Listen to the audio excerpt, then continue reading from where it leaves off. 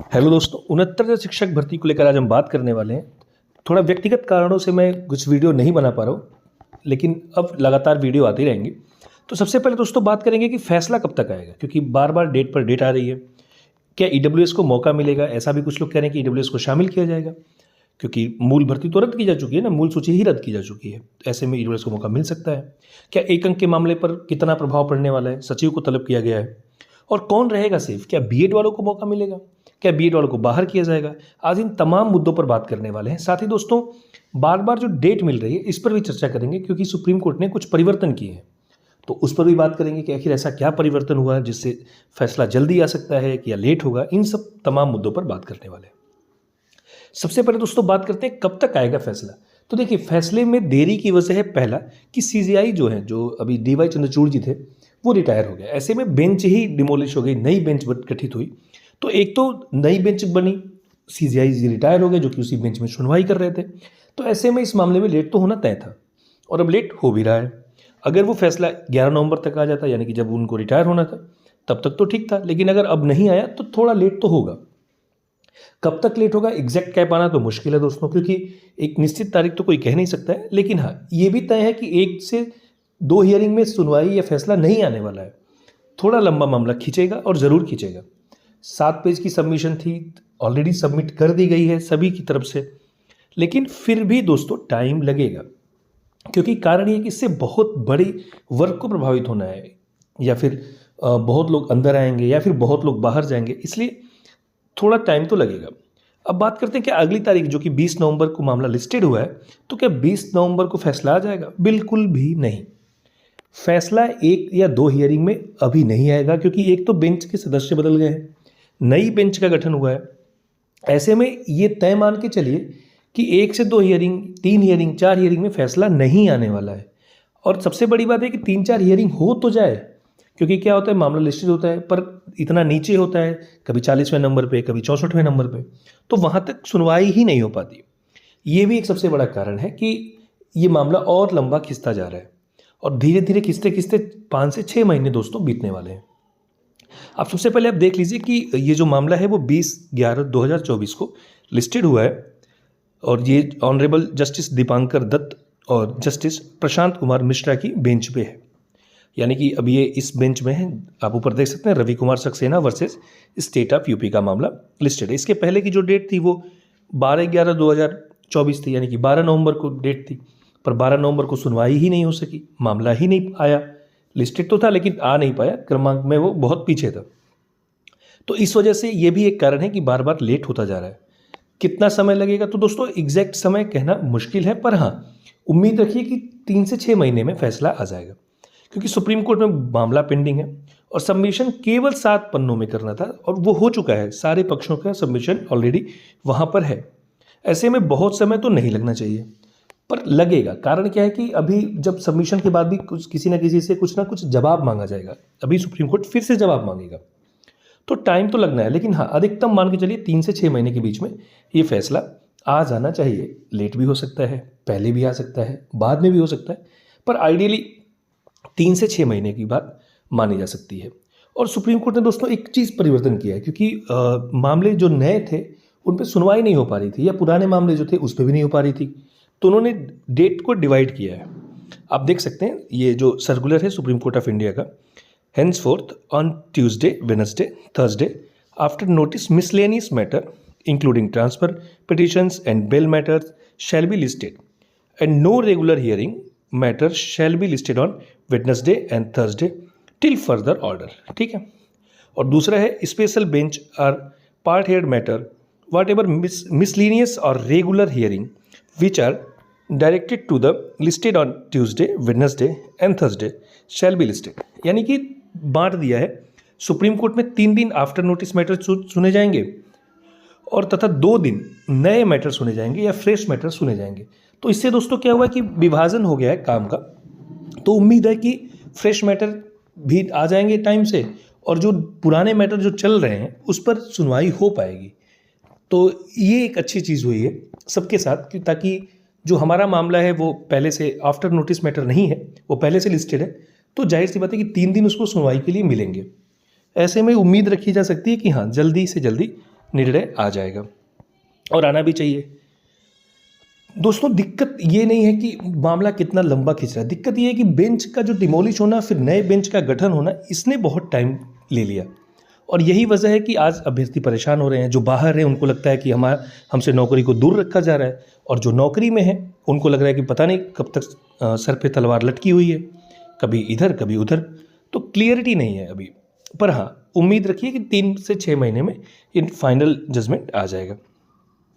अब इसके बाद दोस्तों बात करते हैं ईडब्ल्यूएस को लेकर के कि क्या ईडब्ल्यूएस को मौका मिलेगा, क्योंकि कुछ लोग कह रहे हैं कि अब पुरानी सूची जो रद्द हो चुकी है तो ईडब्ल्यूएस वालों को आरक्षण का लाभ मिलना चाहिए। तो क्या ऐसा होने वाला है? तो दोस्तों सबसे ज़रूरी चीज़ ये है कि ईडब्ल्यूएस को इसका लाभ नहीं मिलेगा। कारण क्या है कि एक तो 69,000 की भर्ती ईडब्ल्यूएस के आरक्षण से बहुत पहले की है और इसके साथ साथ विज्ञप्ति भी मान्य थी, भर्ती भी हो गई। ऐसे में केवल त्रुटि का मामला है कि जो गलती हुई है, ऐसा नहीं कि अब नई तरीके से नई भर्ती की जा रही है, ऑलरेडी वो वही भर्ती है, पुरानी ही भर्ती है, चयनितों का ही मामला है। हाँ, जो लोग अचयनित रह गए लेकिन पात्र थे उन पर चर्चा होनी है। तो इसलिए ऐसा नहीं कि ईडब्ल्यूएस को शामिल कर लिया जाएगा, 10% उनको रिजर्वेशन दे दिया जाएगा, ऐसा कुछ नहीं होने वाला है।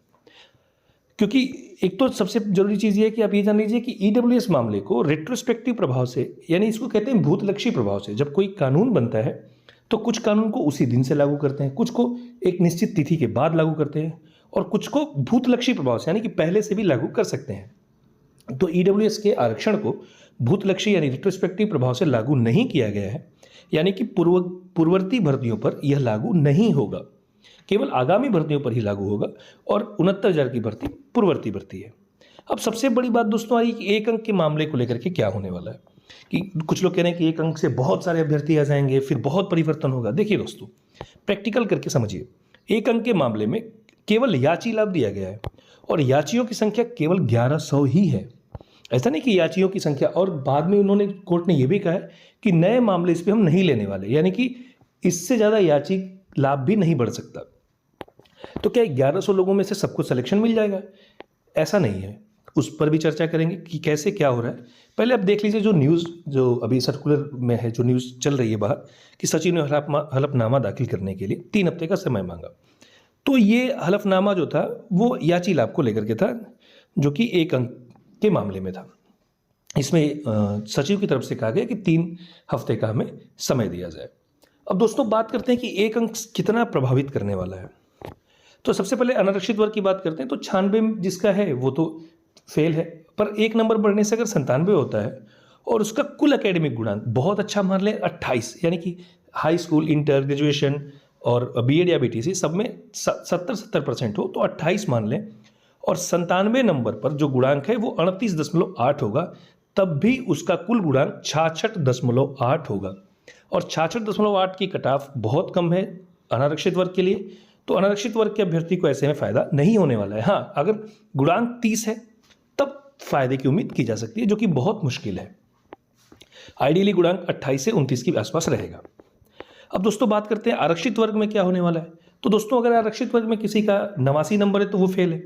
1 नंबर बढ़ने से अगर 90 आ भी जाए और एकेडमिक उसकी भी 28 मान लें तो उसका गुणांक होता है 64, यानी ऐसे में ओबीसी वर्ग का अभ्यर्थी है तो उम्मीद कर सकता है कि वो आ सकता है, अंदर हो सकता है।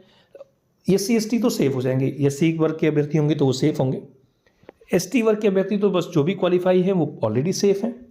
पर ओबीसी वर्ग को इसका फायदा 40% उम्मीद की जा सकती है कि अगर 64 गुणांक तक पहुंचते हैं तो फायदा होने की चांसेस 40% है, क्योंकि कट ऑफ जो है वो 64 से ऊपर ही रहेगी, वो 64 से कम नहीं जाने वाली है। ऐसे में एक अंक से अगर 1100 लोगों को याची लाभ मिलता है, इसमें से 200-300 लोग ऐसे होंगे जो ऑलरेडी जिनका नंबर 97-98 भी होगा, तो उन्होंने केस किया होगा, तो ऐसे में उनको तो प्रॉफिट होगा। तो ऐसे की संख्या 400-500 ही होगी। बाकी बहुत बड़ा 1100 पदों पर परिवर्तन नहीं आने वाला है। मैक्सिमम परिवर्तन आएगा तो 500 से 600 पदों पर, जिसमें से आरक्षण के भी कुछ पद होंगे, कुछ अनारक्षित वर्ग के पद होंगे। तो बहुत ये छोटा सा है, माइनर सी बात है, बहुत परेशान होने की जरूरत इस पर नहीं है। अब बात करते हैं दोस्तों सेफ गुणांक की। एटीआरई को अगर एलिजिबिलिटी टेस्ट और एमआरसी, जो कि हाई कोर्ट ने जैसा कहा है अभी, वैसे माना जाए तो अनारक्षित वर्ग की कट ऑफ जो है वो 68.5 ±0.25 हर परिस्थिति में सेफ होगी। ओबीसी वर्ग की कट ऑफ 65.5, SC वर्ग की कट ऑफ 58 से 59 और ST एक्स सर्विसेज जो भी एक्स सर्विसमैन है और दिव्यांग, ये सभी जो भी क्वालिफाई हैं, दिव्यांगों में कट ऑफ थोड़ी सी बनेगी, पर अभी जो क्वालिफाई जो नौकरी कर रहे हैं वो सब के सब सुरक्षित हैं। अब बात करते हैं क्या बीएड बाहर होगा? बिल्कुल भी नहीं। कारण क्या है दोस्तों कि 90-97 का निर्णय बीएड होने के कारण ही आया। अगर बीएड को बाहर कर दे तो बहुत सारी सीटें रिक्त रह जाएंगी। और तीसरी चीज़ है कि 11 अगस्त 2023 के बाद की भर्तियों पर बीएड अमान्य है, उसके पहले की भर्ती पर तो बीएड मान्य है। और 69,000 की भर्ती उससे काफ़ी पहले की है, यानी उस गाइडलाइन 2023 के 4 साल पहले की भर्ती है। तो ऐसी कोई चांस नहीं कि बीएड को बाहर किया जाए। अब दोस्तों एक सबसे ज़रूरी बात है कि 69,000 भर्ती में 4 कॉम्बिनेशन है। एक है कि अगर ATRE पात्रता परीक्षा मान लें और MRC हाई कोर्ट के जैसा, जो कि अभी डबल बेंच ने जो निर्णय दिया है कि MRC में जो है आप उसको केवल उसके कोटे में नाम मात्र रख सकते हैं, पर असलियत में उसको अनारक्षित में ही रखेंगे। अगर ऐसा हुआ तो एक कॉम्बिनेशन ऐसा हो सकता है। दूसरा है कि ATRE पात्रता परीक्षा हो और MRC जो है वो हाई कोर्ट के जैसा ना हो कि रमेश राम के मामले जैसा हो। तीसरा कॉम्बिनेशन है कि ATRE पार्ट ऑफ सिलेक्शन हो जाए और MRC का जो मामला है वो रमेश राम के मामले जैसा हो जाए। और चौथा कॉम्बिनेशन है कि ATRE पार्ट ऑफ सिलेक्शन हो और MRC जो है वो हाई कोर्ट के जैसा हो, डबल बेंच ने जैसा कहा था। तो इन चारों मुद्दों को दोस्तों एक ही वीडियो में समाहित कर पाना थोड़ा मुश्किल है, वीडियो बहुत लंबी हो जाएगी। तो इसलिए मैं 4 पार्ट में अलग अलग करके वीडियोस बनाऊंगा, जिससे आप एक एक करके समझ सके कि अगर आप इसमें हैं तो कितना होने वाला है। वैसे दोस्तों अभी जो मैंने अनारक्षित की कट ऑफ बताई है ये इन चारों परिस्थितियों में सेफ है। हाँ, OBC, SC और ST वर्ग की तो वाली से कट ऑफ ही नहीं है। OBC और SC वर्ग की कट ऑफ में थोड़ा परिवर्तन हो सकता है और वो परिवर्तन मैक्सिमम 1 गुणांक तक होगा। वो कॉम्बिनेशन के ऊपर डिपेंड करता है। तो अभी उसको प्रॉपर एक स्टडी के थ्रू, एक सबूत के आधार पर कि क्या क्या कहाँ से डेटा है, तमाम चीज़ों को रखते हुए आपको बताया जाएगा कि कैसे और कितना कट ऑफ, कितना गुणांक जा सकता है, कैसे किन आधार पर इसको निकाला गया है, इन सब तमाम आधारों की भी चर्चा होगी।